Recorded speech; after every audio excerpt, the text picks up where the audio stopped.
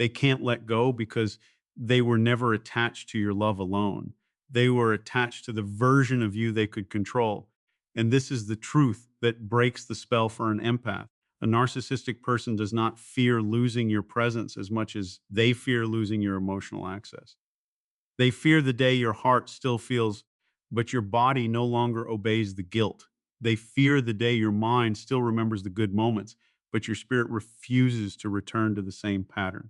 They fear the day you finally understand that loving someone deeply does not mean handing them the keys to keep hurting you. That is when escape begins. Not when you hate them, not when you become cruel, not when you become colder than they were. Escape begins when you stop needing them to become the person you imagined they could be. For a long time, an empath does not leave because an empath sees too much. You see the wounded child inside the adult. You see the fear behind the control. You see the insecurity behind the arrogance. You see the sadness underneath the manipulation. You see the moments when they almost seem soft, almost honest, almost human enough to make you believe the pattern is finally ending. And because you see the pain, you keep explaining the harm. That is the trap. The empath stays longer than most people because the empath does not just fall in love with who someone is.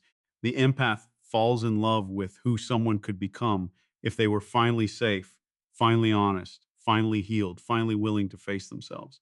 You do not only remember what they did, you remember the tiny moments when their mask slipped and you thought, there they are. That is the real them. That is the person I have been waiting for. But sometimes the real person is not the rare softness. Sometimes the real person is the repeated pattern.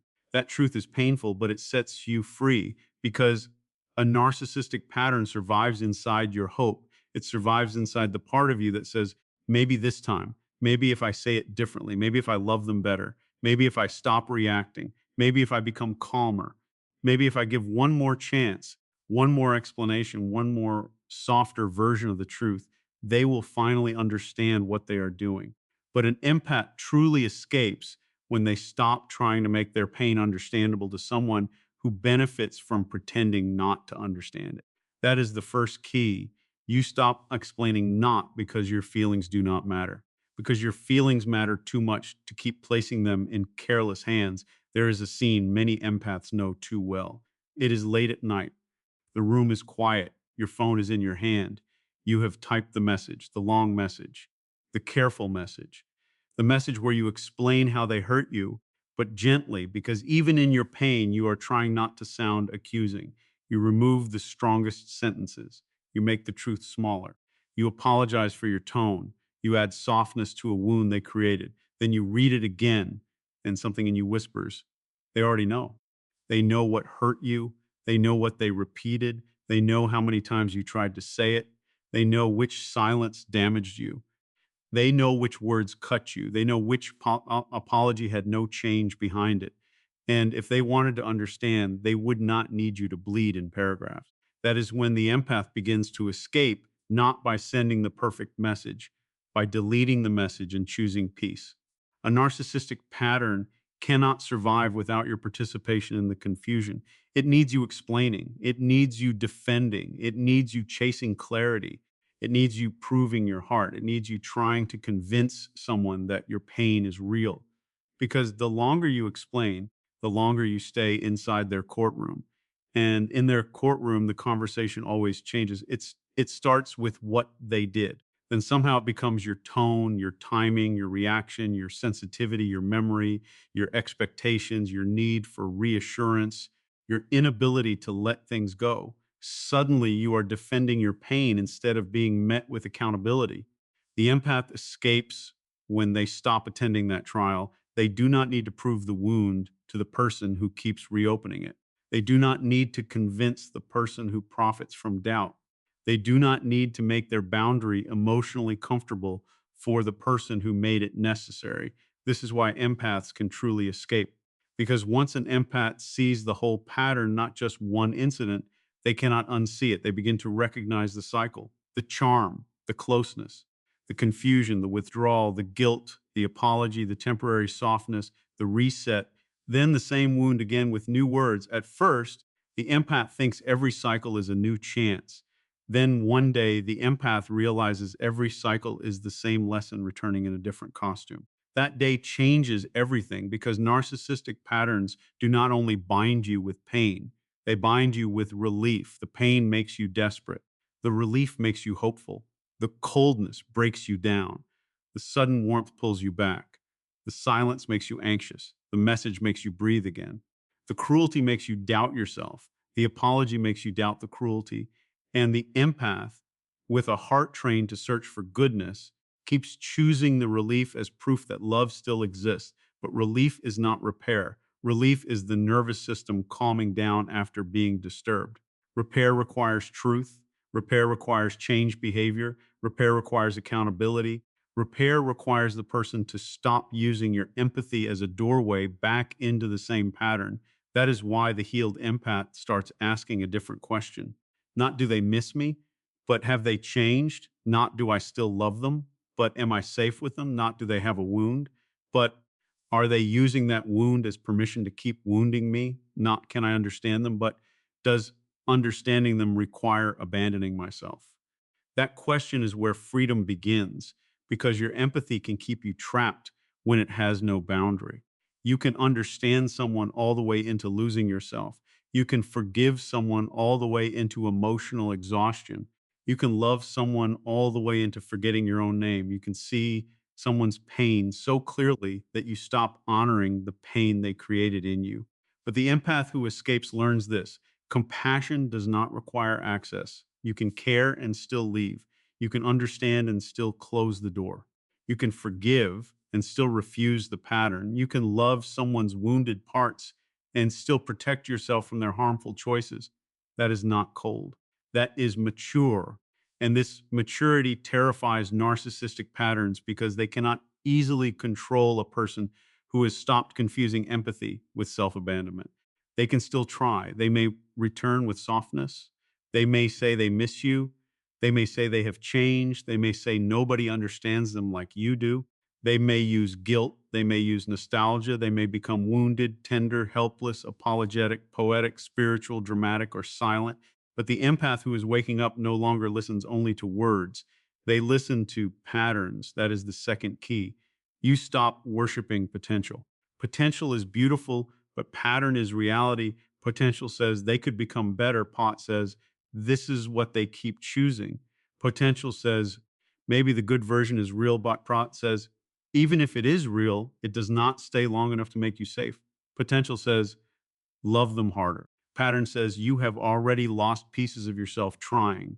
The empath escapes when they stop living in someone's potential and start honoring their own reality. Your reality matters. The sleepless nights matter. The tight chest matters. The confusion matters. The constant explaining matters. The way your body feels around them matters. The way you become smaller, quieter, more careful, more anxious, more desperate for peace matters. The good memories matter too, but good memories cannot be allowed to erase repeated harm. That is where many empaths get trapped. You remember the soft day, the sincere eyes, the apology that sounded real, the conversation that felt deep, the moment they held you like they finally understood, and that memory becomes a doorway back into the pattern. But a healed empath learns to remember the whole story, not just the chapter that made them stay, the whole story, the promise and the repetition, the apology and the behavior after it, the tenderness and the disappearance, the love bombing and the silence, the tears and the blame, the confession and the next betrayal of trust. When you remember the whole story, the spell weakens because trauma bonds often survive through selective memory. The mind holds onto the high points to survive the lows. The heart says, but they were not always like that. And maybe they were not. But the question is not whether there were beautiful moments. The question is whether the relationship as a whole made you more whole or more wounded. That question is honest, and honesty is the enemy of manipulation. The third key is that you stop mistaking their inability to let go for love. They can't let go, but sometimes they can't let go because they lost access, not because they discovered love. They may return when you start healing. They may reach out when your energy feels different. They may sense that you are no longer waiting at the same emotional door. They may feel you becoming private peaceful, less reactive, less available, and suddenly they appear, not always because they are ready to love you properly, sometimes because your freedom threatens the role they gave you.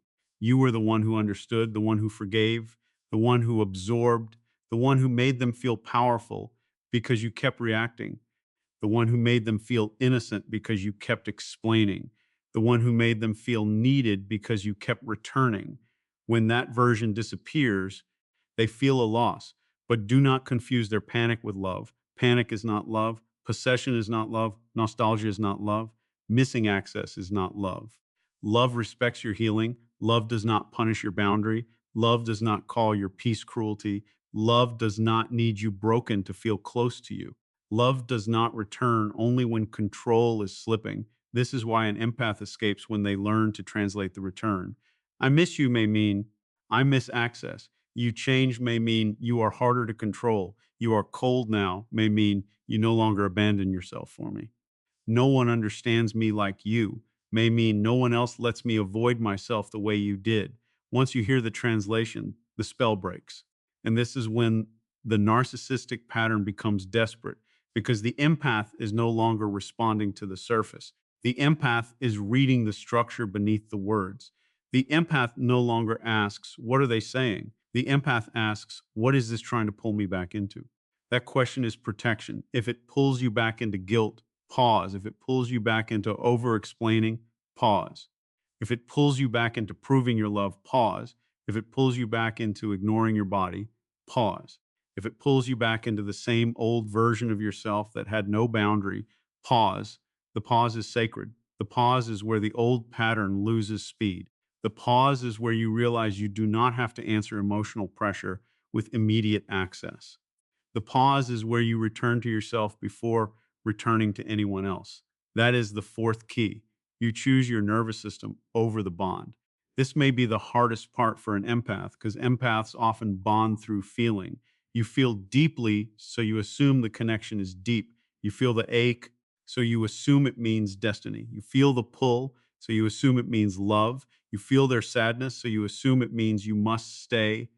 You feel their emptiness, so you assume you are meant to fill it, but not every powerful feeling is a sign to continue. Sometimes the pull is the wound looking for familiar pain. Sometimes the ache is withdrawal from chaos. Sometimes the longing is your nervous system missing the cycle it became used to surviving. Sometimes what feels like love is actually the body trying to complete an old story. The empath escapes when they stop treating intensity as instruction. They let the feeling rise without letting it drive. They can miss someone and still not return. They can love someone and still choose distance. They can feel compassion and still not reopen the door. They can cry and still protect the boundary. They can remember and still refuse to repeat. That is freedom, not the absence of feeling, the ability to feel without surrendering your self respect. There is a version of escape that looks quiet from the outside, no dramatic speech, no final performance, no need to expose every detail, no need to prove they were wrong, no need to make them regret losing you. Just a deep inward shift. You stop checking, you stop waiting, you stop rehearsing conversations, you stop building arguments in your head, you stop imagining the apology, you stop needing them to admit it, you stop living as if your peace is waiting for their awakening. That is real escape when your life no longer depends on their clarity, when your healing no longer waits for their confession, when your future no longer requires their remorse. That is when the empath becomes free because the narcissistic pattern keeps power by making you believe closure lives inside the person who confused you. But sometimes closure is not something they give. Sometimes closure is what you choose when the pattern has already told the truth enough times. The pattern is the closure. The repetition is the closure. The unchanged apology is the closure. The way your body feels around them is the closure. The way you kept losing yourself is the closure. The way they made your pain negotiable is the closure. You do not need one final conversation to confirm what your nervous system has been trying to tell you for years. This is where many empaths finally breathe because they realize escape is not about forcing the narcissist to let go. It is about no longer holding the rope. They may still pull. They may still message. They may still blame. They may still miss the old you. They may still call you cold, selfish, changed, difficult, heartless, dramatic, or ungrateful. But if you have let go inside, their words do not own you the same way. They can speak, but they cannot enter. They can accuse, but they cannot define. They can return, but they cannot access the wound that used to answer. This is why empaths can truly escape, because empaths, when they heal, do not just leave the person, they leave the emotional role, they leave the identity of being the rescuer, they leave the addiction to potential, they leave the belief that love means absorbing pain. They leave the fantasy that their goodness can transform someone who refuses accountability. And leaving the role is deeper than leaving the room. You can physically leave and still be emotionally trapped if you keep arguing with them in your mind. You can block someone and still be waiting for them inside your spirit. You can say you are done and still let their opinion decide whether you feel guilty. You can move away and still carry their narrative inside your body. True escape happens when the role dies, the role of fixer, the role of emotional translator, the role of endless forgiver, the role of the one who understands everything except their own exhaustion, the role of the one who keeps seeing the wound and forgetting the weapon. When that role dies, the empath becomes unreachable in the healthiest way. Not unreachable to love, unreachable to control, not unreachable to connection, unreachable to manipulation, not unreachable because they are broken, unreachable because they finally belong to themselves. That is the fifth key. You choose belonging to yourself over being needed by them. For many empaths, being needed feels like love. Being the only one who understands feels like purpose.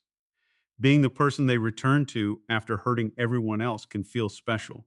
But being needed is not always intimacy. Sometimes it is dependency. Sometimes it is emotional extraction. Sometimes it is someone using your softness as a shelter while refusing to stop bringing storms. You were not born to be someone's emotional hiding place.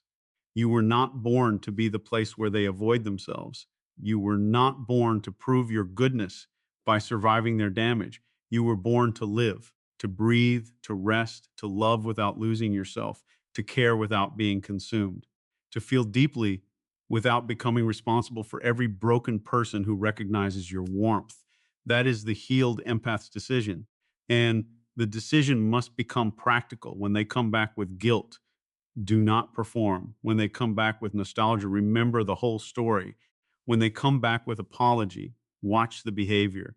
When they come back with blame, do not enter the courtroom. When they come back with silence, do not chase. When they come back with sweetness, ask whether it is repair or reset. And when you feel yourself being pulled into the old pattern, use one calm sentence. I understand how you feel, but I am no longer available for this pattern. Then stop. Do not write the long message. Do not defend your entire soul. Do not soften the boundary until it disappears. Do not explain your healing to someone who benefited from your wounds. Say it once, then become consistent, because consistency is how the empath escapes. Not one emotional decision, not one angry night, not one dramatic goodbye.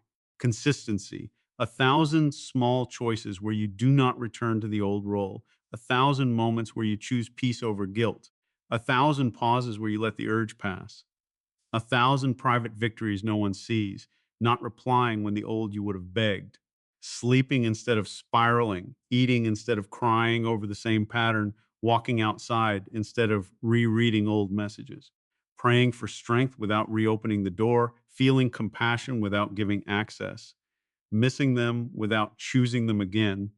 This is the real escape, and it will not always feel powerful. Sometimes it will feel lonely. Sometimes it will feel boring. Sometimes peace will feel empty because chaos trained your body to expect intensity. Sometimes you will wonder if you are being cruel. Sometimes you will remember only the soft moments and forget the cost. In those moments, do not shame yourself. Just return to the truth. Love should not require you to abandon your nervous system. Love should not make your body feel like a warning signal.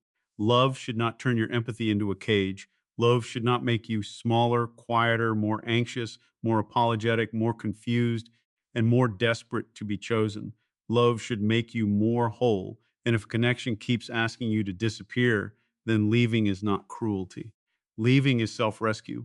They can't let go because they lost what they could use. They lost the version of you that explained, the version that chased, the version that apologized to restore peace, the version that forgot the pattern when the apology sounded beautiful, the version that believed potential was enough reason to stay. But you can let go because you are not letting go of love. You are letting go of self betrayal. You are letting go of the fantasy. You are letting go of the courtroom. You are letting go of the role. You are letting go of the belief that your empathy must be available to everyone who knows how to activate it. And once you let go of that, the narcissistic pattern has nothing sacred left to hold. Your compassion remains, but it is no longer a doorway. Your heart remains, but it is no longer unguarded. Your softness remains, but it is no longer for people who confuse softness with permission. You are still an empath, but now you are an empath with memory, an empath with standards, an empath with a locked door, an empath who can feel the pull and still choose peace. That is why empaths are the only ones who can truly escape a narcissist. Because when an empath heals, they do not just run from the pattern. They understand it so deeply that they no longer worship it, fear it, feed it, or confuse it for love. They see the whole game.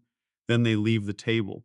And when the next chapter begins, remember this, they may not let go because they miss the access, the reaction, the forgiveness, the emotional labor, and the old version of you who kept returning. But you let go when you finally understand that your empathy was never meant to be a prison. They can't let go because they lost control. You let go because you found yourself.